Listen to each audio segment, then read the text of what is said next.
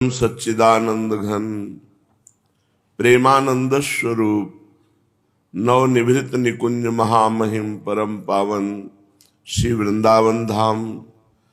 वृंदावन धाम के लाडिले युगल सरकार प्राणाराध्य प्राण प्रिय श्री प्रिया प्रीतम जू समस्त सहचरी वृंद खग मृग पशु पंछी तरुलता श्री यमुना दसरानी रजरानी समस्त ब्रजवासी परिकर के चरणों में कोटिशाह प्रणाम कोटिशाह नमन नमस्कार। प्यारे जू की अपार कृपा जब होती है तब किसी के हृदय में प्रेम प्राप्ति की लालसा जागृत होती है। भगवत प्रेम बिरला कोई, करोड़ों भक्तों में कोई बिरला, लाखों लोगों में तो कोई भक्त होता है और करोड़ों भक्तों में किसी के हृदय में भगवत प्रेम की पिपासा जागृत होती है। भगवान का प्रेम बड़ा दुर्लभ वस्तु है। आराधना होती, भगवान से अनुकूलता की मांग होती है, विषय भोगों की मांग होती है, लोक परलोक की आकांक्षा होती है, ये तो ठीक है। भगवान से प्रेम करना ये बहुत कठिन बात है। किसी बिरले महापुरुष के हृदय में प्रेम प्रकाशित होता है और ये जब प्रकाशित होता है तो फिर ऐसा आनंद का उन्माद होता है कि वो लोक बाह्य हो जाता है। संसार की समझ, संसार की पहुंच से वो बाहर हो जाता है। महाप्रभु चैतन्य देव तो प्रेमावतार ही है। वो कोई जीव थोड़ी है कि प्रकट होकर साधना की तो उनके हृदय में कृष्ण प्रेम जागृत हुआ, ऐसा नहीं। कृष्ण प्रेम ही मूर्तिमान चैतन्य महाप्रभु के रूप में है। जिसके हृदय में भगवत प्रेम उत्पन्न हो गया उसे फिर संसारी बातें अच्छी नहीं लगती। जैसे जिसकी जिह्वा मिश्री का स्वाद चख ले तो गुड़ के सीरा चाटने की इच्छा नहीं होती। ये संसार, ये भोगानंद जब तक भगवदानंद नहीं मिलता तभी तक अच्छा लगता है। स्थायी भगवत प्रेम होने पर मनुष्य सचमुच आनंद में पागल बन जाता है। इतना आनंद भगवान के प्रेम में कि आनंद में पागल बन जाता है। जैसे लोग भोगों में पागल हैं आनंद के लिए, पर आनंद भोगों में है नहीं, इसलिए दुर्गति हो रही है। अगर आनंद की वास्तविक अनुभूति करनी है तो श्री भगवान में है। खूब नाम जप करो, भगवत लीला चरित्र सुनो, पवित्र आचरण, भगवान की शरण में, तो धीरे धीरे विषय प्रियता का नाश, पापों का नाश, हृदय का निर्मल होना, फिर भगवदानंद। और प्रेम तो इससे भी ऊंची बात है। जिसके हृदय में प्रेम प्राप्त होता है, प्रेम प्रकट होता है, सचमुच वो आनंद में पागल बन जाता है। उसे इस बाह्य संसार का होश ही नहीं रहता। जिन्हें किन्हीं महापुरुष की कृपा से या किसी पुण्य स्थान के प्रभाव से क्षण भर के लिए भी प्रेमावेश हो जाता है, वह तो वास्तव में प्रेम की झलक है। जैसे पर्वत के शिखर के ऊपर बने हुए मंदिर की किंचन मात्र धुंधली सी चोटी देखकर कोसों दूर से कोई पथिक आनंद में उन्मत्त होकर नृत्य करने लगे कि हम तो पहुंच गए, नहीं अभी बहुत दूर है, वो ऊंचाई पर है, इसलिए ऐसा लगता है हम नजदीक आ गए। उसी दशा जो भगवत प्रेम की है, अगर कहीं भगवान की चर्चा सुनते हुए या भगवान की कोई करुण प्रसंग सुनते हुए थोड़ी देर के लिए रोना आ जाए तो ऐसा न समझे कि प्रेम आ गया। वो सात्विक सतोगुण भाव है, अभी प्रेम नहीं है। क्योंकि जब प्रेम प्रकट होगा तो कभी घटेगा नहीं। छिनई चढ़े छिन उतरे, सो तो प्रेम न होई, अघट प्रेम पिंजर बसे, प्रेम कहावे सोई। छिनई घटे छिन बढ़े, थोड़ी देर भगवदानंद में हम रो रहे हैं, फिर विषयानंद, ये अभी प्रेम नहीं है। प्रेम प्रतिक्षण वर्धमानम,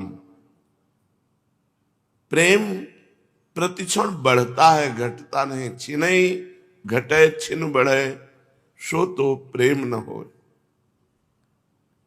प्रेम कामना रहितम, कोई कामना नहीं हृदय में रह जाती। प्रेम सूक्ष्मतरम, बड़ा सूक्ष्म है। प्रेम अनुभव स्वरूपम, ये केवल अनुभव से ही जाना जा सकता है। प्रेम अनिर्वचनीयम, प्रेम वाणी के द्वारा वर्णन नहीं किया जा सकता। वास्तव में प्रेमी की स्थिति तो सदा एक ही रस रहती है। प्रेमी के हृदय में प्रतिक्षण अपने प्रीतम से मिलने की छटपटाहट रहती है। वह सदा अतृप्त बना रहता है। प्यारे के सिवा कुछ नहीं अच्छा लगता, न बोलना, न खाना, न पीना, न सोना, न जीना। बस वो अपने इष्ट में, अपने प्यारे में दीवाना हो जाता है, तन्मय हो जाता है। उसका प्रीतम उसे चाहे या ना चाहे, इसकी परवाह नहीं होती प्रेमी को। जिससे प्यार कर रहे हैं वो हमें चाहता है या नहीं, नहीं, हम उसे कितना चाहते हैं, इसकी परवाह प्रेमियों की नहीं होती कि हमारा प्रीतम हमें चाहता है कि नहीं। इस बात का वो स्वप्न में भी ध्यान नहीं करता कि वो हमें सुख देगा कि दुख देगा। वो तो अपने प्यारे की ही सर्वस्व स्मृति, परम धन स्मृति, बस अधीर बना रहता है। आंखों से आंसू और अपने प्यारे का चिंतन, दो ही काम रह जाते हैं।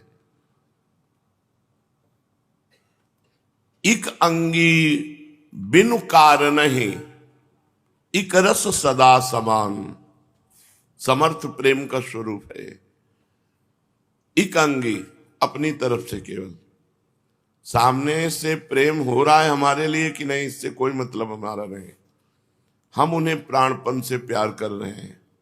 इक अंगी बिनु कारण ही, क्यों प्यार कर रहे हैं? प्यार के लिए प्यार कर रहे हैं, कोई कारण नहीं है।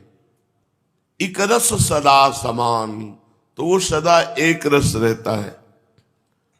गने प्रिय ही सर्वस्व जो सोई प्रेम प्रमाण, जो केवल अपने प्रीतम की स्मृति में ही डूबा है और कोई चाह नहीं, कोई प्रत्युत्तर नहीं, बोले इसे प्रेम कहते हैं। इक अंगी, अपनी तरफ से, बिनु कारण, बिना किसी कारण के, निमित्त के बिना, एक रस सदा समान, एक रस सदा समान भाव से अपने प्रीतम की याद में डूबा हुआ है। महाप्रभु चैतन्य देव का प्रेम ऐसा ही था।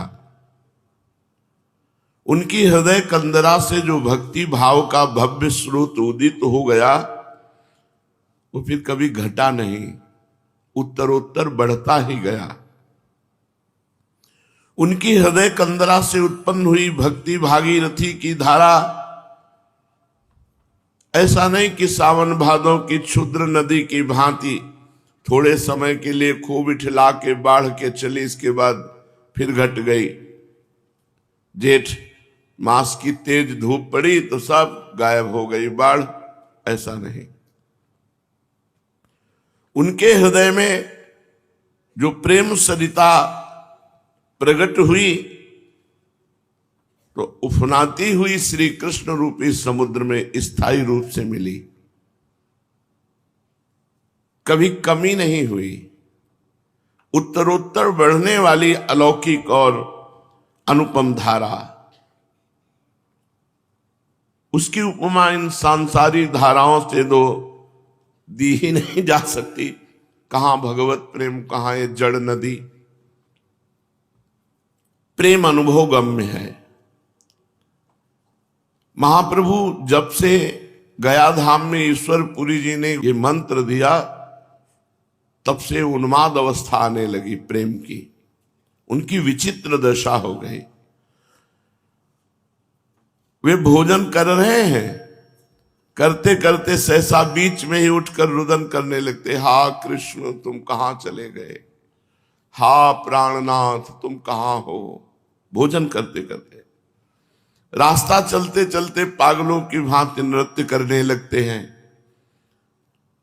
शयन कर रहे हैं, सहसा उठे बैठ जाते हैं और जोर जोर से हा कृष्ण ऐसे कहकर जोरों से चिल्लाने लगते हैं। कभी कभी लोगों से बात करते हैं और बीच में ही जोरों से ठहाका मारकर हंसने लगते हैं। रात रात भर रोते निकल जाती, सोने का नाम ही नहीं। लंबी लंबी सांसें लेते रहते, अधीर होकर अत्यंत विरही की भांति हिचकियां भरते रहते और उनके नेत्रों से इतना अश्रुजल निकलता कि संपूर्ण वस्त्र गीले हो जाते। विष्णु प्रिया जी इनकी ऐसी दशा देखकर भयभीत हो जाती और जाकर अपनी सास से, सची माता से सब बातें कहती कि पूरी रात हो गई, 1 मिनट सोना नहीं, हा कृष्ण। सची माता पुत्र की दशा देखकर दुख से कातर होकर रुदन करने लगती। सभी देवताओं को, देवियों को मनाती कि मेरे निमाई ये होश में हो जाए, पता नहीं क्या इनको हो गया, हर समय हा कृष्ण। वे करुणा भाव से अधीर होकर भगवान के चरणों में प्रार्थना करती कि प्रभु आप जानते हो इस दीनहीन कंगालिनी विधवा के एकमात्र पुत्र के ऊपर एक कौन सा भाव आ गया है, यही हमारा सहारा है। अगर ये भी ऐसे रहेंगे तो क्या हमारा जीवन। कृपा करो प्रभु, दया करो। मैं कभी धन नहीं चाहती, भोग नहीं चाहती, सुंदर वस्त्राभूषण, सुस्वादु भोजन की इच्छा नहीं, बस मेरे प्यारे निमाई का जीवन अच्छा रहे। मेरी आंखों का तारा ये निमाई स्वच्छ और निरोग बना रहे, यही मेरी प्रार्थना है। माता बार बार निमाई के मुख की ओर देखती और उनकी ऐसी दयनीय दशा देखकर अत्यंत ही दुखी होती। अब महाप्रभु जो भी काम करना चाहते उसे पूरा नहीं कर पाते। काम करते करते उन्हें अपने प्राण प्यारे श्री कृष्ण की याद आ जाती और उन्हीं के वियोग में चिल्लाने लगते, हा कृष्ण हा प्राणनाथ, और बेहोश हो जाते। ठीक कोई कार्य न कर पाना, भोजन भी नहीं कर पाते, स्नान संध्या पूजा ये सब बंद हो गए। कृष्णाकार वृत्ति, मुख से निरंतर श्री कृष्ण के मधुर नामों का ही अपने आप उच्चारण होता रहता है। किसी की बात का उत्तर भी देते हैं तो उसमें भगवान की अलौकिक लीलाओं का वर्णन करते हुए, किसी से बातें करते हैं तो केवल श्री कृष्ण के ही संबंध की, अर्थात वे श्री कृष्ण के सिवा कुछ जानते ही नहीं। श्री कृष्ण ही उनके प्राण हैं, श्री कृष्ण ही उनके धन है, श्री कृष्ण ही उनके सर्वस्व हैं। उनके लिए संसार में अब श्री कृष्ण के अतिरिक्त और कुछ है ही नहीं। महाप्रभु के जो विद्यार्थी जन थे, जब सुना कि गुरुजी गया धाम की यात्रा करके लौट आए तो एक एक करके महाप्रभु के घर आने लगे। पाठशाला में चलकर पढ़ाने की प्रार्थना करने लगे। सबके बहुत आग्रह करने पर प्रभु पाठशाला में पढ़ाने के निमित्त गए, किंतु पढ़ावें क्या, मानो सब शास्त्र एकदम भूल गए हों, बस कृष्ण नाम ही याद रह गया हो। पाठशाला में गए तो श्री कृष्ण नाम कीर्तन शुरू कर दिया। विद्यार्थी सोचते शायद मंगल श्री कृष्ण नाम से कर रहे हो, इसके बाद मंगलाचरण के बाद पढ़ाएं, बस यही पढ़ाई रह गई। कृष्ण कृष्ण कृष्ण कृष्ण कृष्ण कृष्ण कृष्ण हे। उन्मत्त होकर कभी नृत्य करते, कभी गान करते, कभी रुदन करते। श्री कृष्ण का नाम ही एकमात्र सार है भैया, पढ़ने लिखने में कुछ नहीं रखा। महाप्रभु कहने लगते, कीर्तन हुआ, कहने लगे भैया इन शास्त्रों के पढ़ने लिखने में कुछ नहीं रखा, श्री कृष्ण का ही नाम एकमात्र सार है, मधुराति मधुर है, उसी का पान करो। इन लौकिक शास्त्रों से क्या अभीष्ट सिद्ध होगा? प्राणी मात्र के आश्रय स्थान तो श्री कृष्ण ही हैं। संसार की सृष्टि, संसार का पालन और संसार का नाश एकमात्र श्री कृष्ण की इच्छा से होता है। श्री कृष्ण आनंद के धाम हैं, सुख स्वरूप है। उनके गुणों का आर्त होकर गान करते रहना मनुष्यों का परम पुरुषार्थ है। इतना कहते कहते महाप्रभु रो पड़ते और उच्च स्वर से कृष्ण नाम उच्चारण करते। इन बातों को श्रवण करके कुछ विद्यार्थी तो आनंद सागर में निमग्न हो गए। वे तो बाह्य ज्ञान शून्य होकर परमानंद का अनुभव न करने लगे, और कुछ जो किताबी ज्ञान रखने वाले थे, भट्टाचार्य और शास्त्री बनना चाहते थे, जिनके जीवन का एकमात्र चरम लक्ष्य था विद्वान बनना, समाज प्रिय बनना, वे कहने लगे गुरुजी आप ये क्या बातें कर रहे हैं, आप वो पढ़ाइए जो पहले पढ़ाते थे, हमें इन बातों से क्या प्रयोजन। हमें तो हमारा पाठ्य पुस्तक का पाठ पढ़ाइए। हम यहां पाठशाला में भक्ति तत्व की शिक्षा लेने के लिए नहीं आए हैं। हमें तो व्याकरण, अलंकार, न्याय आदि पुस्तकों के पाठकों को पढ़ाइए। जो पुस्तकों के पाठ है तो हम पाठक हैं, हमें वो पढ़ाइए। विद्यार्थियों की ऐसी बातें सुनकर महाप्रभु ने कहा भाई आज हमारा स्वास्थ्य ठीक नहीं है, आप लोग अपना अपना पाठ बंद रख कर दीजिए, पुस्तकों को बांध कर रख दीजिए, आज चलो हमारे साथ गंगा स्नान करने, कल पाठ करवाएंगे। इतना सुनते ही सब विद्यार्थी अपनी अपनी पुस्तकें बांध दी और प्रभु के साथ गंगा स्नान के निमित्त चल दिए। गंगा जी पर पहुंचकर बहुत देर तक जल विहार होता रहा। रात्रि हो जाने पर प्रभु लौटकर घर आए और विद्यार्थी अपने अपने स्थानों को चले गए। दूसरे दिन महाप्रभु फिर पाठशाला में पहुंचे। जब प्रभु गुरु आसन पर आसीन हो गए तो विद्यार्थियों ने अपनी अपनी पुस्तकों में से प्रश्न पूछना आरंभ किया। कोई विद्यार्थी पूछता सिद्ध वर्णों सामान्य बताइए। महाप्रभु बोले नारायण श्री कृष्ण ही सब वर्णों में सिद्ध वर्ण है। कोई पूछता वर्णों की सिद्धि किस प्रकार से होती है। महाप्रभु उत्तर देते श्री कृष्ण की दृष्टि मात्र से ही सब वर्ण सिद्ध हो जाते हैं। भगवदाकार उत्तर, केवल भगवदाकार। ऐसा उत्तर सुनकर कोई कोई विद्यार्थी कहता कि ये भक्ति भाव की बातें छोड़िए, जो ठीक बात शास्त्र में लिखी वो बताइए। महाप्रभु कहते ठीक बात तो यही है कि प्रतिक्षण श्री कृष्ण नाम का ही संकीर्तन करते रहना चाहिए।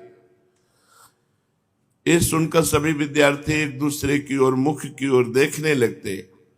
कोई तो चकित होकर महाप्रभु की श्रीमुख की ओर देखने लगता, कोई धीरे से कह देता दिमाग में गर्मी चढ़ गई है, दूसरा उसे धीरे से धक्का देकर कहता नहीं ऐसा मत कहो।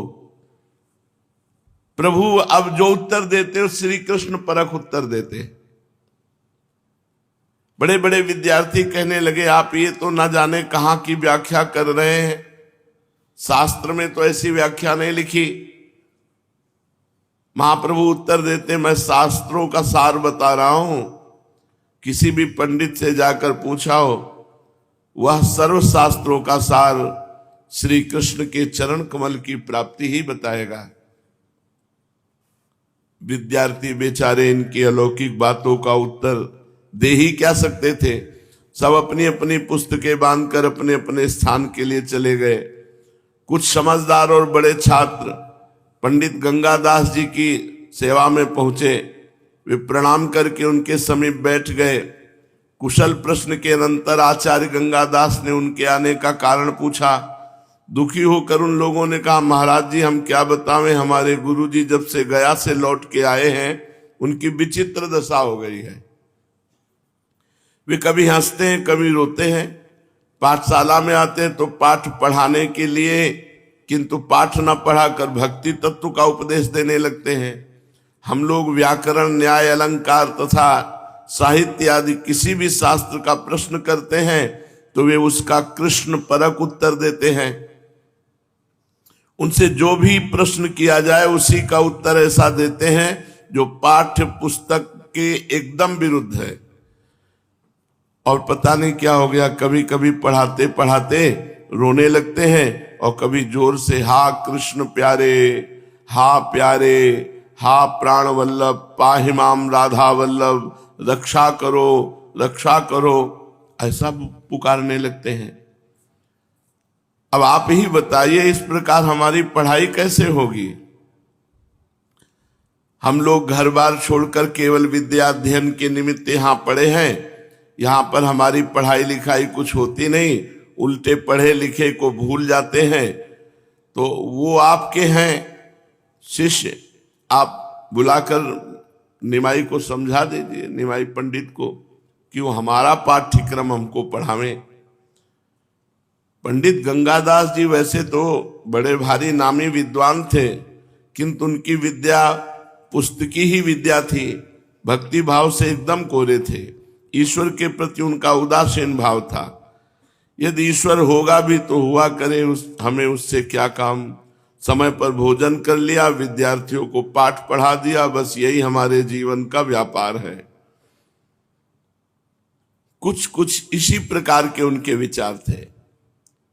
महाप्रभु के भक्त हो जाने की बात सुनकर वो ठहाका मारकर हंसने लगे और विद्यार्थियों से कहने लगे हाँ सुना तो है मैंने भी कि निमाई अब भक्त बन गए हैं।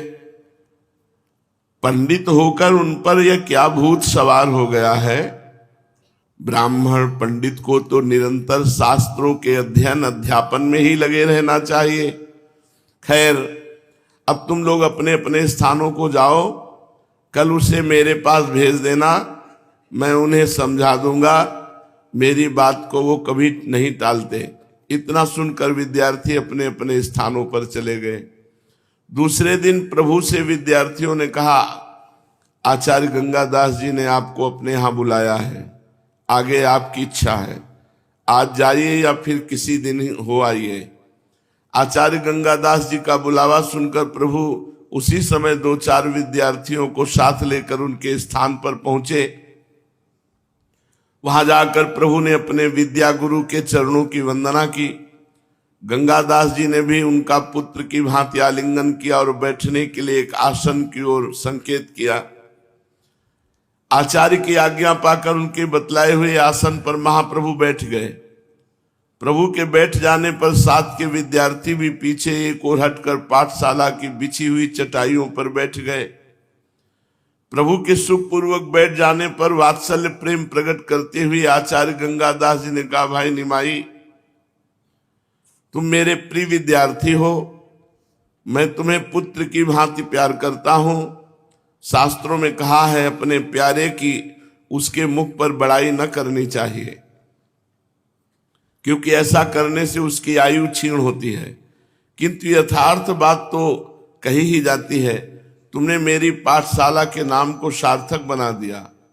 तुम जैसे योग्य विद्यार्थी को विद्या पढ़ाकर मेरा इतने दिनों का परिश्रम से पढ़ाना सफल हो गया। तुमने अपने प्रकांड पांडित्य द्वारा मेरे मुख को उज्जवल कर दिया। मैं तुमसे बहुत ही प्रसन्न हूं। आचार्य के मुख से अपनी इतनी प्रशंसा सुनकर प्रभु लज्जित भाव से नीचे की ओर देखते हुए चुपचाप बैठे रहे, कोई उत्तर नहीं दिया।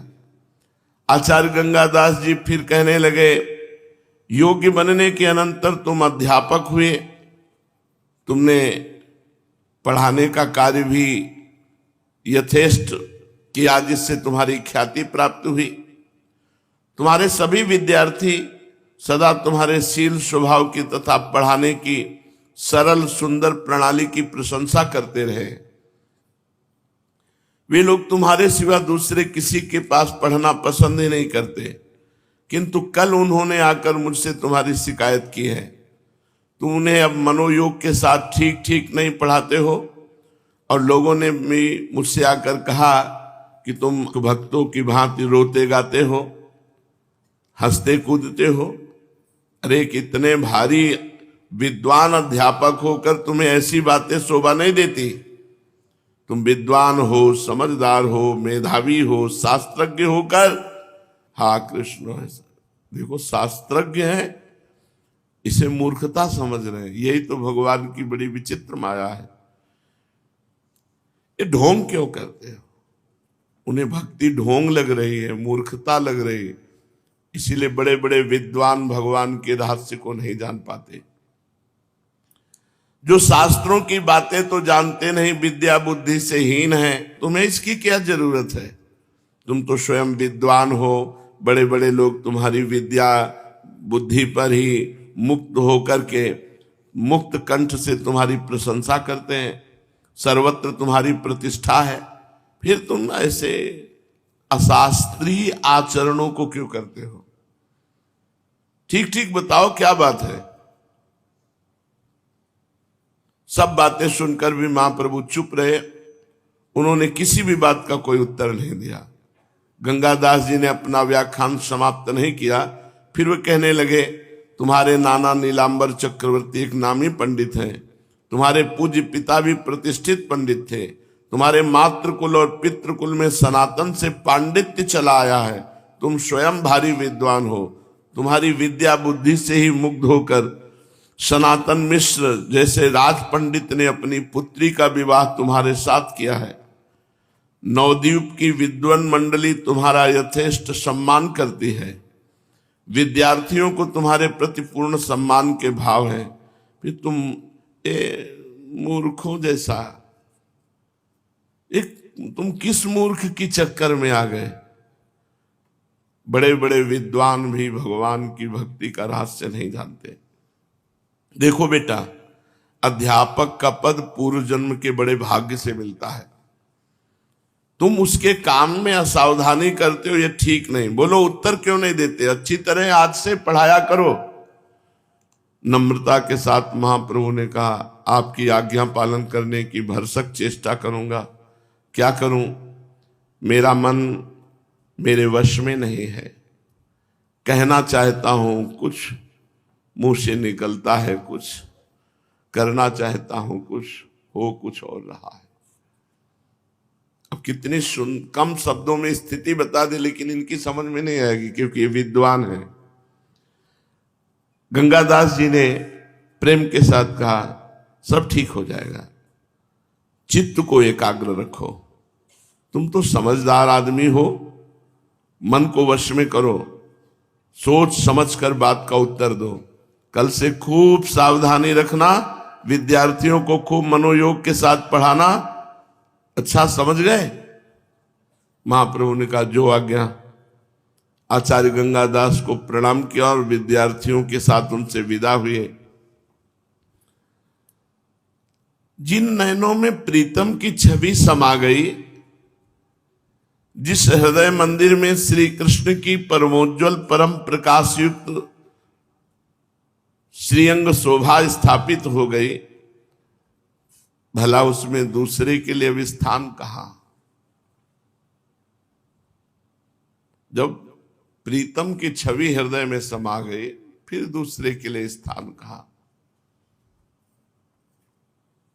जिनका मन मधुप श्री कृष्ण कथा रूपी मकरंद का पान कर चुका है, जिनके चित्त को चित्त चोर ने अपनी चंचल चितवन से अपनी ओर आकर्षित कर लिया है, वे फिर अन्य वस्तु की ओर आंख उठाकर भी नहीं देख सकते।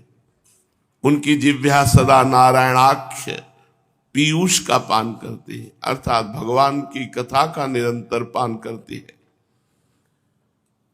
जिह्वा के द्वारा सांसारिक बातें कही ही नहीं जा सकती, ऐसे प्रेमी भक्तों की जिह्वा सदैव भगवान की चर्चा करती है। उन्हीं कर्मों को वो कर्म समझेगा जिनके द्वारा श्री कृष्ण के कमनीय कीर्तन में प्रगाढ़ रति की प्राप्ति हो सके।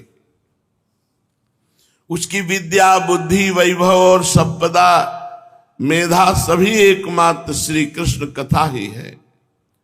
महाप्रभु चैतन्य देव का चित्त अब इस मृत्यु लोक में नहीं रहा, कृष्णमय हो चुका, चित्त कृष्णाकार हो गया, प्राण कृष्ण रूप बन चुके, मन का उनके मनोहर गुणों के साथ तादात्म्य हो चुका, चित्त उस माखन चोर की चंचलता में समा गया, वाणी उसके गुणों के गुलाम बन गई।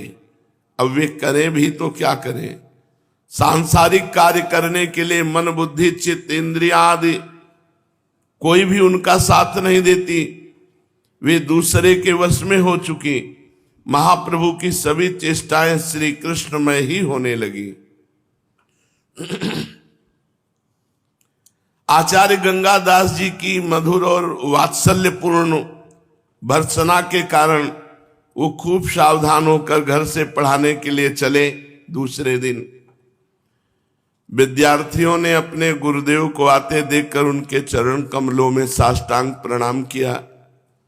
सभी आराम से बैठ गए।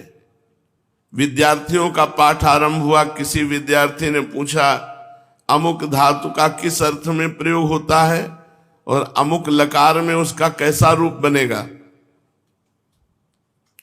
भावावेश में आकर महाप्रभु कहने लगे, सभी धातुओं का एक श्री कृष्ण के ही नाम में समावेश हो सकता है। शरीर में जो सप्त धातु है और भी संसार में जितनी धातु सुनी कही जा सकती हैं, सभी के आदि कारण भगवान श्री कृष्ण ही है। उनके अतिरिक्त कोई अन्य धातु हो ही नहीं सकती।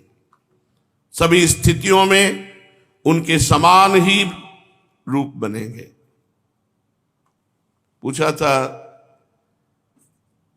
कि इस अमुक धातु का क्या अर्थ है और उसमें लकार होगा तो कैसा रूप बनेगा? महाप्रभु ने कहा, सब धातुओं का अर्थ श्री कृष्ण है और श्री कृष्ण का रूप समान होता है। भगवान का रूप नील श्याम है। उनके श्री विग्रह की कांत नवीन जलधर की भांति एकदम स्वच्छ हल्के नीले रंग की सी है। उसे वैडूर्य या घन की उपमा तो शाखा चंद्र न्याय से दी जाती है। असल में तो वो अनुपमेय है। किसी भी संसारी वस्तु के साथ भगवान के रूप की उपमा दी ही नहीं जा सकती। प्रभु के ऐसे उत्तर को सुनकर विद्यार्थी कहने लगे, आप तो फिर वैसी ही बातें कहने लगे। धातु का यथार्थ अर्थ बताइए। पुस्तक में जो लिखा है उसी के अनुसार कथन कीजिए। महाप्रभु ने अधीरता के साथ कहा, धातु का यथार्थ अर्थ तो यही है जो मैं कर रहा हूं। इसके अतिरिक्त मैं और कुछ कह ही नहीं सकता। मुझे तो इसका वही अर्थ मालूम पड़ता है, आगे आप लोग जैसा समझें। इस पर विद्यार्थियों ने कुछ प्रेम के साथ अपनी विवशता प्रकट करते हुए कहा, आप तो हमें ऐसी विचित्र विचित्र बातें बताते हैं, हम अब याद क्या करें? हमारा काम कैसे चलेगा? इस प्रकार हमारी विद्या कब समाप्त होगी और इस तरह से हम किस प्रकार विद्या प्राप्त कर सकते हैं?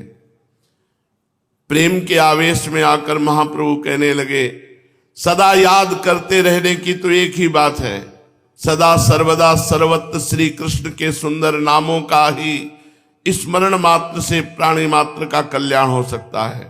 सदा उसी का स्मरण करते रहना चाहिए। आहा, जिन्होंने पूतना जैसी बाल घातनी को, जो अपने स्तनों में जहर लपेटकर बालकों के प्राण हर लेती थी, उस क्रूर कर्म करने वाली राक्षसी को भी सदगति प्रदान की। उन श्री कृष्ण की लीलाओं का चिंतन करना ही मनुष्यों के लिए परम कल्याण का साधन हो सकता है।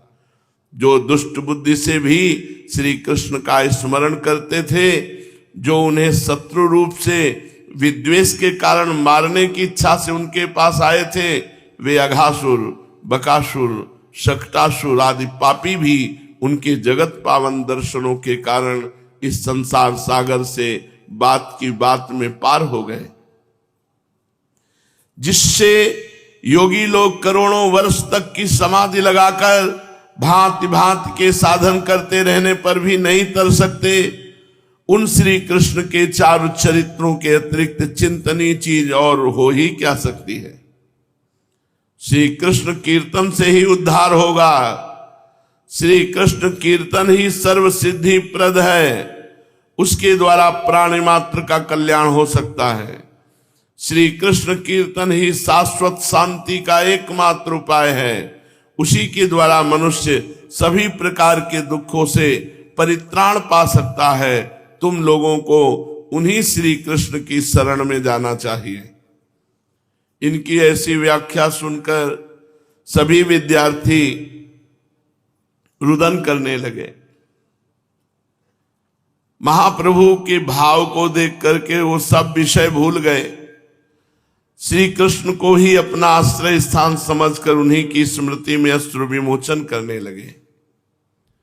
उनमें से कुछ उतावले और पुस्तकी विद्या को परम साध्य समझने वाले छात्र कहने लगे, हमें तो पुस्तक के अनुसार उसकी व्याख्या बताइए, उसे ही पढ़ने के लिए हम यहां आए हैं। प्रभु अब कुछ कुछ स्वस्थ हुए, थोड़ा थोड़ा बाह्य ज्ञान होने लगा, इसलिए विद्यार्थियों के ऐसा कहने पर आपने रोते रोते उत्तर दिया, भैया हम क्या करें, हमारी प्रकृति स्वस्थ नहीं है, मालूम पड़ता है हमें फिर वही पुराना वायु रोग हो गया है। हम क्या कह जाते हैं इसका हमें स्वयं पता नहीं। अब हमसे इन ग्रंथों का अध्यापन न हो सकेगा, आप लोग जाकर किसी दूसरे अध्यापक से पढ़े, अब हम अपने बस में नहीं रहे।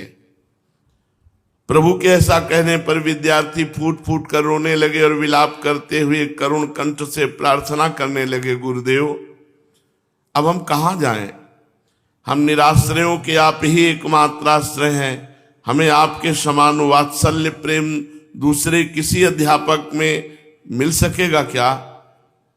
इतने प्रेम के साथ हमें अन्य अध्यापक पढ़ा ही नहीं सकता। आपके समान सर्व संशयों का नाश करके सरलता के साथ सुंदर शिक्षा देने वाला अध्यापक ढूंढने पर भी हमें त्रिलोकी में नहीं मिल सकता। आप हमारा परित्याग न कीजिए, हम आपके रोग की यथाशक्ति चिकित्सा करवाएंगे, स्वयं दिन रात सेवा शुश्रूषा करेंगे। उनकी आर्तवाणी सुनकर प्रभु की आंखों में से अश्रु की धारा बहने लगी और रोते रोते कहा, भैया तुम लोग हमारे बाह्य प्राणों के समान हो, तुमसे संबंध विच्छेद करते हुए हमें स्वयं अपार दुख हो रहा है, किंतु हम क्या करें, हम तो विवश हैं, अब हमारे में पढ़ाने की शक्ति नहीं रह गई। नहीं तो तुम्हारे जैसे परम बंधुओं के सहवास को सुख स्वेच्छा पूर्वक कौन सत्पुरुष छोड़ सकता है। विद्यार्थियों ने दीन भाव से कहा, आज न सही तो स्वस्थ होने पर आप हमें पढ़ावें, हमारा परित्याग न कीजिए, यही हमारी श्री चरणों में विनम्र प्रार्थना है। आप ही हमारी इस जीवन नौका के एकमात्र आश्रय हैं, हमें मझधार में ही बिलखता हुआ छोड़कर आप ऐसा न कहिए। महाप्रभु ने गदगद कंठ में कहा, भैया ये रोग ठीक होने वाला नहीं है, ये जो हमें रोग हुआ है असाध्य है। अब इससे छुटकारा पाने की आशा ही नहीं रह गई है। किसी दूसरे के सामने तो बताने की बात नहीं, किंतु तुम तो अपनी आत्मा ही हो, तुमसे छिपाने योग्य तो कोई बात हो ही नहीं सकती। असल बात यह है कि अब हम पढ़ाने का या किसी अन्य काम के करने का यत्न करते हैं तो एक श्याम वर्ण का नव किशोर हमारी आंखों के सामने आकर बड़े ही सुंदर स्वर में मुरली बजाने लगता है। उस मुरली की विश्व विमोहिनी तान को सुनकर हमारा चित्त व्याकुल हो जाता है और हमारी सब सुध बुध भूल जाती है। हम पागल की भांति मंत्र मुग्ध से हो जाते हैं। फिर हम दूसरा कोई काम करें तो कैसे करें? इतना कहकर महाप्रभु फिर जोरों के साथ फूट फूट कर रोने लगे। उनके रुदन के साथ ही विद्यार्थियों की भी आंखों में अश्रुधारा आ गई और विद्यार्थी भी रुदन करने लगे। संजय महाशय का चंडी मंडप विद्यार्थियों की रुदन के कारण गूंजने लगा। इस करुणापूर्ण क्रंदन ध्वनि को सुनकर शास्त्रों नर नारी दूर दूर से वहां आकर एकत्रित हो गए। प्रभु अब कुछ कुछ प्रकृतिस्थ हुए। अश्रु विमोचन करते हुए उन्होंने कहा, मेरे प्राणों से भी अधिक प्यारे छात्रों, अपनी अपनी पुस्तकें बांध लो। आज से हमारा अध्यापन कराना बंद। आज से मैं कभी नहीं पढ़ा पाऊंगा तुम लोगों को। हम आज से अध्यापक नहीं रहे, न तुम हमारे शिष्य रहे। अब हम सब श्री कृष्ण के सखा हैं। सभी मिलकर हमें ऐसा आशीर्वाद दो जिससे हमें श्री कृष्ण प्रेम प्राप्त हो सके। तुम सभी हमें हृदय से स्नेह करते हो, तुमसे हम यही दीनता के साथ भीख मांगते हैं कि हमें श्री कृष्ण प्रेम प्राप्त हो। अपने शिष्यों से कह रहे हैं। प्रभु के मुख से ऐसी दीनता पूर्ण शब्द सुनकर सभी विद्यार्थी बेहोश से हो गए।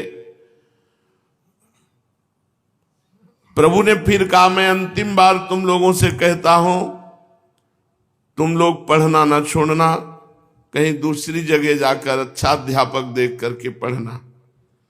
रोते हुए विद्यार्थियों ने कहा, अब हमें ना तो कहीं आप जैसा अध्यापक मिलेगा और ना कहीं अन्यत्र पढ़ने ही जाएंगे। अब तो ऐसा ही आशीर्वाद दीजिए कि आपके श्रीमुख से जो भी कुछ पढ़ा है वही स्थायी बना रहे और हमें किसी दूसरे के समीप जाने की जिज्ञासा ही उत्पन्न न हो।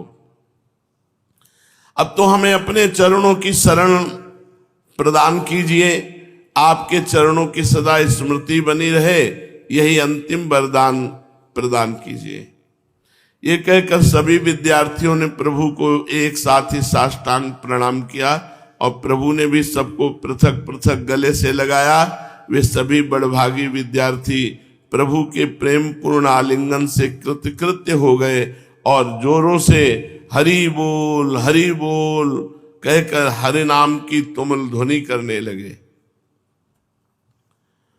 प्रभु ने उन विद्यार्थियों से कहा, भैया हम लोग इतने दिनों तक साथ साथ रहे, हमारा तुम लोगों से बहुत ही अधिक घनिष्ठ संबंध रहा, तुम ही हमारे परम आत्मी तथा सुहृद हो।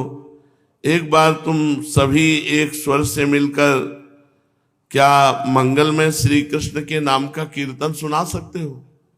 सब लोग मिलकर के कीर्तन करो। विद्यार्थियों ने अपनी असमर्थता प्रकट करते हुए कहा, प्रभु हम संकीर्तन क्या जाने, हमें तो न्याय व्याकरण अलंकार यही बातें आती हैं, संकीर्तन कैसे किया जाता है? यदि आप हमें सिखा दें तो मैं आपको अभी सुना दूं। प्रभु ने सरलता के साथ कहा, कृष्ण कीर्तन करने में कोई कठिनता थोड़ी होती है, बहुत ही सरल है, तुम लोग बड़ी ही आसानी के साथ कर सकते हो। देखो मैं गा रहा हूं, वैसे तुम गाओ। हरे हरे हरि हरे नमः, कृष्ण यादवाय नमः, गोपाल गोविंद राम श्री मधुसूदन। प्रभु ताली बजाते, ऐसे भगवान के नाम करते। प्रभु की बताई हुई विधि के अनुसार वैसे विद्यार्थी नाम कीर्तन करने लगते। अब तो हाथ की तालियां बजने लगी और संकीर्तन सुमधुर स्वर से होने लगा। पूरा चंडी मंडप नाम कीर्तन से गूंज रहा है। जहां पहले पाठशाला थी वहां नाम कीर्तन, सबसे पहला नाम संकीर्तन यहां प्रारंभ हुआ चंडी मंडप पे। जो इतने विद्यार्थी सब नाम कीर्तन जोर से कर रहे थे, प्रभु तो भावावेश में हो गए। कीर्तन की सुमधुर ध्वनि से दिशा विदिशाएं गूंजने लगी और हाथ की तालियां। चंडी मंडप में मानो आनंद का सागर उमड़ पड़ा। दूर दूर से मनुष्य अपने आप को भूल करके और विद्यार्थियों के मुंह से जो भगवान नाम निकल रहा था वो सभी भगवान नाम उच्चारण करने लगे। मानो स्थावर जंगम चर अचर सभी मिलकर कली पावन महाप्रभु चैतन्य देव के बीच में उपस्थित देख सब नाम कीर्तन कर रहे। पहला नाम कीर्तन। भावावेश में बहुत देर तक महाप्रभु नाचते रहे। हरि बोल हरि बोल, खूब कीर्तन हुआ। धीरे धीरे महाप्रभु कुछ स्वस्थ हुए, ताली बजना कम हुआ। फिर महाप्रभु ने इशारा किया संकीर्तन विश्राम का। प्रभु के चुप हो जाने पर सभी विद्यार्थी तथा दर्शनार्थी चुप हो गए। फिर भी प्रभु के नेत्रों से तो आंसू अब भी बह रहे थे। प्रभु ने एक बार फिर सब विद्यार्थियों को गले से लगाया। सभी विद्यार्थी फूट फूट कर रो रहे थे। कोई कह रहा था, हमारे प्राणों के सर्वस्व हमें इसी प्रकार मझधार में न छोड़ दीजिएगा। कोई हिचकियां लेते हुए गदगद कंठ से कहता, पढ़ना लिखना तो जो होना था सो हो लिया। आपके हृदय के किसी कोने में हमारी स्मृति बनी रहे, यही हमारी प्रार्थना है। प्रभु ने बार बार आश्वासन देते, उनके शरीरों पर हाथ फेरते, किंतु उन्हें धैर्य होता ही नहीं था। प्रभु के स्पर्श से उनकी अधीरता अधिकाधिक बढ़ती जाती थी। वे बार बार प्रभु के चरणों में लौटकर प्रार्थना कर रहे थे। दर्शनार्थी इस करुण दृश्य को और अधिक देर तक देखने में समर्थ ना हो सके। महाप्रभु ने सभी विद्यार्थियों को समझा बुझाकर विदा किया। बहुत प्रकार से समझाने पर विद्यार्थी दुखित भाव से महाप्रभु को प्रणाम करके अपने अपने स्थान को गए। अध्यापकी का अंत कर दिया महाप्रभु ने, मैं नहीं पढ़ा सकता, और वहीं कीर्तन की नींव रख दी। हृदय में जब सरलता और सरसता का साम्राज्य स्थापित हो जाता है, तब चारों ओर से सद्गुण आ करके उसमें अपना निवास स्थान बनाने लगते हैं। भगवत भक्ति के उदय होने पर संपूर्ण सद्गुण उसके आश्रय में आकर बस जाते हैं। जिसके हृदय में भक्ति होती है तो भागवतिक गुण अपने आप आकर उसके हृदय में प्रकाशित हो जाते हैं। भगवान में तन्मयता होने पर, भगवत मिलन की छटपटाहट होने पर ऐसी स्थिति हो जाती है कि उस समय अगर कोई एक पत्ता भी खड़कता है तो उसको ऐसा लगता है प्रभु आ गए, और पागल की भांति चौंक कर अपने चारों ओर देखने लगता है। यदि उसके सामने कोई उसके प्यारे की बात सुना दे तो उसके आनंद का ठिकाना नहीं रहता। उस समय तो सचमुच पागल बन जाता है और उस भगवत चर्चा करने वाले के चरणों में लौटने लगता है।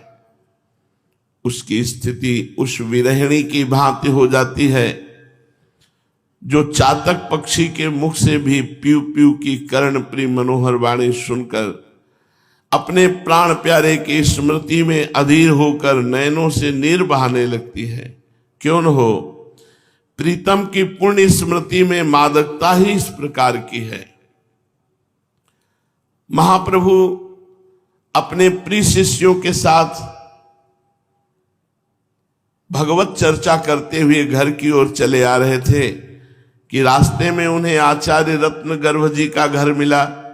ये महाप्रभु के सजाती ब्राह्मण थे, ये भी सिलहट के निवासी थे। प्रभु को रास्ते में जाते देखकर इन्होंने प्रभु से बड़े आदर के साथ बुलाकर अपने यहाँ बिठाया। रत्नगर्भ महाशय बड़े ही कोमल प्रकृति के पुरुष थे। इनके हृदय में काफी भावुकता थी, सरलता की तो ये मानो मूर्ति ही थे। शास्त्रों के अध्ययन में इनका अनुपम अनुराग था। प्रभु के बैठते ही परस्पर शास्त्र चर्चा छिड़ गई। रत्नगर्भ महाशय ने प्रसंगवश श्रीमद् भागवत का एक श्लोक कहा। श्लोक उस समय का था जब यमुना किनारे यज्ञ करने वाले ब्राह्मणों की पत्नियां भगवान के लिए भोजन पदार्थ लेकर उनके समीप उपस्थित होती हैं, तो जो वो रूप देखती हैं ब्राह्मण पत्नियां, वो श्लोक। बात ये थी कि एक दिन सभी गोपों के साथ बलराम जी के सहित भगवान वन में गौवें चराने के लिए गए। उस दिन गोपों ने जिधर रोज गौवें ले जाई जाती थी उधर न ले जाकर मथुरा की ओर ले गए। उधर बड़ी मनोरम हरी हरी घास थी। गौओं ने खूब घास प्रेम के साथ पाई। यमुना जी का स्वच्छ जलपान किया। गौओं का तो पेट भर गया, किंतु ग्वाल बाल ब्रज की ओर ही टकटकी लगाए देख रहे थे। आज हमारा भोजन नहीं आया, छाक कैसे आवे। गोपियां तो रोज दूसरी ओर छाक लेकर जाती थी। आज उन्होंने उधर जाकर वन में गौओं की बहुत खोज की, कहीं पता न चला तो छाक को लेकर घर वापस लौट गई। इधर सभी गोप भूख के कारण तड़फड़ा रहे थे। उन सबने सलाह करके निश्चय किया कि कान्हा भैया और बलराम जी से बात कहनी चाहिए, वे अवश्य इसका कुछ न कुछ प्रबंध करेंगे। सभी ग्वाल बाल प्यारे भगवान को तो कन्हैया कहते हैं और बलदेव जी को बलुआ कहते हैं। घर में अलग नाम पुकारे जाते, कनुआ बलुआ, ऐसा निश्चय करके सब सखा भगवान श्री कृष्ण और बलराम जी के पास गए और कहा, भैया कन्हैया, तैने अघासुर, बकासुर, सकटासुर बड़े बड़े राक्षसों को बात की बात में मार डाला। बालकों के प्राण हरने वाली पूतना के भी शरीर में से तैने क्षण भर में प्राण खींच लिए, किंतु भैया ये भूख दुष्ट हमें सता रही, इसको मार डालो, बहुत पीड़ा पहुंचा रही। तैने हमारी समय समय पर रक्षा की है, हमारे सैकड़ों संकट दूर किए हैं। आज तू हमारी इस दुख से रक्षा करो, हमें खाने के लिए कुछ लाओ, में भूख लग रही। गोप सखाओं की इस बात को सुनकर भगवान अपने चारों ओर देखने लगे, किंतु उन्हें खाने की कोई वस्तु दिखाई न दी। भगवान चिंतित हुए। जब दूरदृष्टि डाली तो कुछ धुआं उठ रहा था। भगवान ने कहा, वेदज्ञ ब्राह्मण यहां यज्ञ कर रहे हैं। गोप बाल को तुम एक काम करो, ये जो यमुना के पावन तट पर ब्राह्मण यज्ञ कर रहे हैं उनके पास जाओ, उनको प्रणाम करना और कहना कि कृष्ण बलराम आए हुए हैं और उन लोगों को भूख लगी है, कृपा करके कुछ भोजन दे दो, वे तुम्हें अवश्य भोजन दे देंगे। जब आप भोजन लाओगे तो फिर सब बांट करके पालेंगे। भगवान के ऐसा कहने पर वे गोप ग्वाल उन ब्राह्मणों के समीप पहुंचे। दूर से ही उन्होंने यज्ञ करने वाले ब्राह्मणों को साष्टांग प्रणाम किया और यज्ञ मंडप के बाहर ही अपनी अपनी लकुटी के सहारे खड़े होकर दीनता के साथ कहने लगे, हे धर्म के जानने वाले ब्राह्मणों, हम श्री कृष्ण और बलदेव जी के द्वारा भेजे हुए हैं। इस समय बड़ी भूख लग रही है उनको, कृपा करके यदि आपके पास कुछ भोजन हो तो हमें दे दीजिए, जिससे कृष्ण बलराम के साथ हम अपनी भूख को शांत कर सके।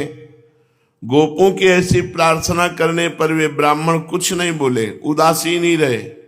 उन्होंने गोपों की बात पर ध्यान ही नहीं दिया। जब उन्होंने कई बार कहा तब उन्होंने रुखाई के देख करके समझ गए कि ये भोजन देने वाले नहीं। भगवान के सखा लौट कर गए और कहा, कन्हैया कैसे निर्दयी ब्राह्मणों के पास भेजा।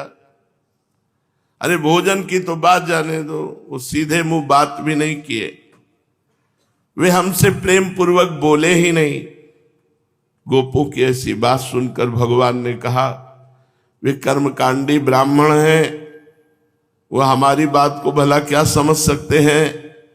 जो स्वयं स्वर्ग सुख का लोभी है, उसे दूसरे के दुख की क्या परवाह। अब की तुम लोग उनकी पत्नियों के पास जाओ, उनका हृदय कोमल है, वे शरीर से तो वहां हैं किंतु उनका अंतःकरण मेरे समीप है। वे तुम लोगों को जरूर न जरूर भोजन देंगी, तुम केवल जाकर उनसे कह दो। इस बात को सुनकर गिड़गिड़ाते हुए गोपों ने कहा, भैया कन्हैया, हम तेरे कहने से और तेरे सभी काम कर सकते, किंतु हम स्त्रियों के बीच में नहीं जाएंगे। आप जानते हैं ब्राह्मणों से मांगा तो बात नहीं, कि स्त्रियों से मांगे तो कहीं डंडा न मिले।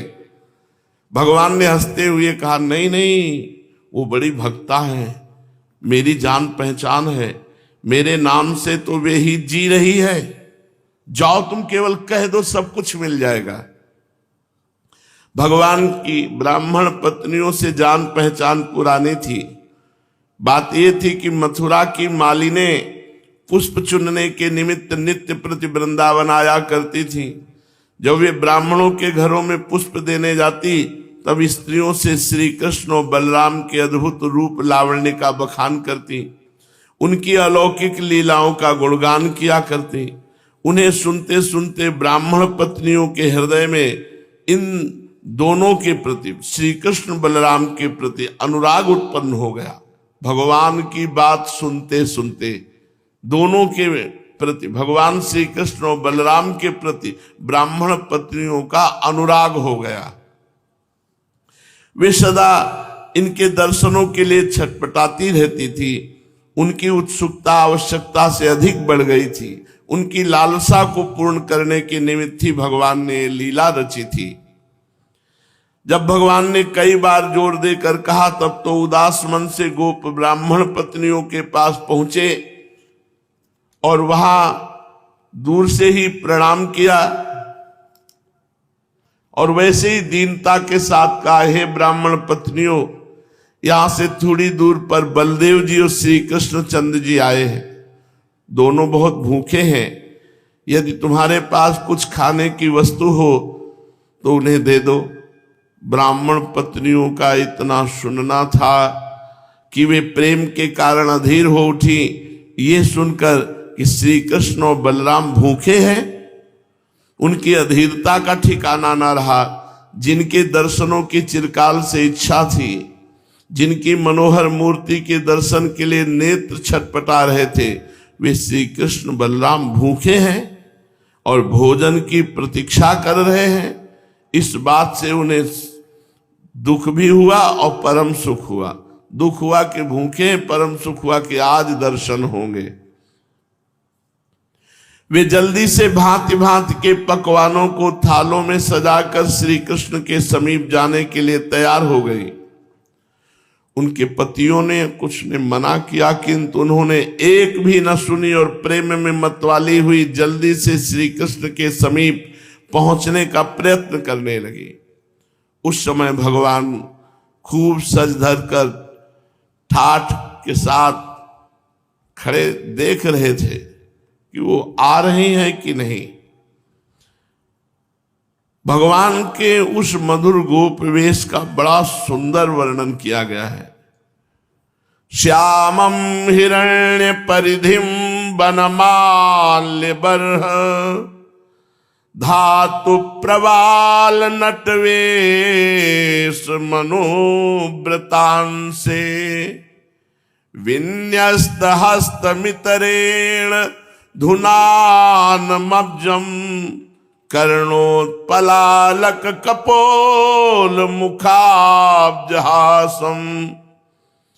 प्रभु का बड़ा सुंदर वेश है। जब ये ब्राह्मण पत्नियां गई तो अपने सखा के गले में हाथ डाले हुए प्रभु उनको खड़े दिखाई दिए। उनका शरीर नूतन मेघ के समान श्याम रंग का है, उस पर वे पीतांबर धारण किए हुए हैं, गले में बनमाला सुशोभित है, मस्तक पर मोर पंख का मनोहर मुकुट शोभित है, संपूर्ण शरीर गेरू, पोतनी मिट्टी, यमुना रज, पीली मिट्टी आदि से चित्रकारी की गई है। कहीं गेरू की लकीरें खींची, कहीं यमुना रज मल रखी है, कहीं पर सेल खड़ी घिसकर उनकी बिंदियां लगाई। इस प्रकार संपूर्ण शरीर को सजा लिया है। कानों में भांति भांति के कोमल कोमल पत्ते, सुंदर नट का सा वेश बनाए एक सखा के कंधे पर हाथ रखे हुए हैं। उनकी काली काली घुंघराली लटें सुंदर गोल कपोलों के ऊपर लटक रही हैं। मंद मंद मुस्कुराते हुए उसी ओर देख रहे हैं। भगवान के ऐसे मनोहर वेश को देखकर कौन सहृदय पुरुष अपने आपे में रह सकता है। आचार्य रत्न गर्भ के समीप चैतन्य महाप्रभु बैठे हैं। महाप्रभु को सुनाते हुए इसी श्लोक का गायन रत्न गर्भ जी ने किया। श्यामम हिरण्य परधिम वनमाल्य बरह। बस इस श्लोक का सुनना था कि महाप्रभु तो प्रेमोन्मत्त हो गए। जोरों के साथ जहां बैठे थे वहीं उछले और मूर्छित होकर धड़ाम से पृथ्वी पर गिर पड़े। महाप्रभु को न शरीर का होश है न स्थान का। वे बेहोश पड़े, जोरों के साथ लंबी लंबी सांसें ले रहे थे। थोड़ी देर में आचार्य मेरे हृदय में प्रेम का संचार कर दो, कानों में अमृत भर दो, मुझे वही श्लोक फिर सुनाओ, मेरा हृदय शीतल हो रहा है। आहा कैसा श्यामम हिरण्य परधिम वनमाल्य बरह। ऐसा चैतन्य महाप्रभु बेहोशी में कहने लगे।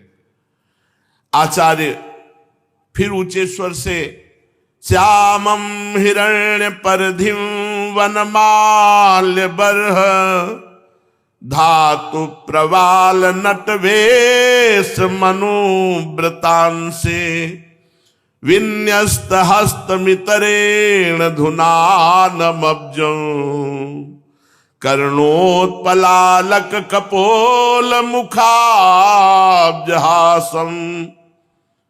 दूसरी बार इस श्लोक का सुनना था कि महाप्रभु जोर जोर से फूट फूट कर रोने लगे। इनके रुदन को सुनकर आसपास के बहुत से आदमी वहां एकत्रित हो गए। सभी प्रभु की ऐसी दशा देखकर चकित हो गए। आज तक किसी ने भी ऐसा प्रेम का आवेग किसी पुरुष में नहीं देखा कि प्रभु की रूप माधुरी वाला श्लोक सुनते ही यह दशा हो जाए। प्रभु के कमल के समान दोनों नेत्रों की कोर से सावन भादों की वर्षा की भांति शीतल शीतल अश्रुकण गिर रहे हैं। प्रेम विह्वल होकर कह रहे हैं, प्यारे कृष्ण कहाँ हो, क्यों नहीं मुझे हृदय से लगा लेते। आहा वे ब्राह्मण पत्नियां धन्य हैं जिन्हें नटनागर के ऐसे अद्भुत रूप के दर्शन हुए। ये कहते कहते प्रभु ने प्रेमावेश में आकर रत्न गर्भ को जोरों से आलिंगन किया। प्रभु के आलिंगन मात्र से ही रत्न गर्भ जी भी उन्मत्त हो गए। अब तो एक नहीं दो प्रेमी आश्चर्यचकित हो रहे सब देखने वाले कि महाप्रभु में प्रेमोन्माद था, वही प्रेमोन्माद रत्न गर्भ जी में जब महाप्रभु ने आलिंगन किया। रत्न गर्भ जी कभी तो जोरों से हंसते, कभी रुदन करते, कभी प्रभु के चरणों में गिरकर प्रेम की भिक्षा मांगते, कभी रोते रोते फिर उस श्लोक को पढ़ने लगते। रत्न गर्भ ज्यों ज्यों श्लोक पढ़ते प्रभु की वेदना त्यों ही त्यों अधिकाधिक बढ़ती जाती। श्लोक के श्रवण मात्र से बार बार चैतन्य महाप्रभु मूर्छित होने लगे। रत्नगर्भ को कुछ भी होश नहीं, वे भी बेसुध होकर इस श्लोक का पाठ करते हुए बीच बीच में हुंकार मार करके रुदन करने लगते। जैसे तैसे गदाधर पंडित ने पकड़कर रत्नगर्भ जी को रोका, श्लोक मत बोलो, नहीं महाप्रभु का भाव शांत नहीं होगा। जब श्लोक पढ़ना बंद किया तब कुछ कुछ बाह्य ज्ञान हुआ। कुछ होश आने पर सभी ने मिलकर महाप्रभु को पकड़े हुए प्रेम में छके हुए महाप्रभु गंगा स्नान के लिए चले। फिर गंगा स्नान करके सब महाप्रभु को घर में छोड़ा। इस प्रकार चैतन्य महाप्रभु की सर्वप्रथम कृपा किरण का अधिकारी ये रत्न गर्भाचार्य जी हुए। उन्हें ही सर्वप्रथम प्रभु की असीम अनुकंपा का अधिकारी समझना चाहिए। आगे और भी महारष्ट्र में चर्चाएं हैं, सुशेष आगे। श्री राधा वल्लभ लाल।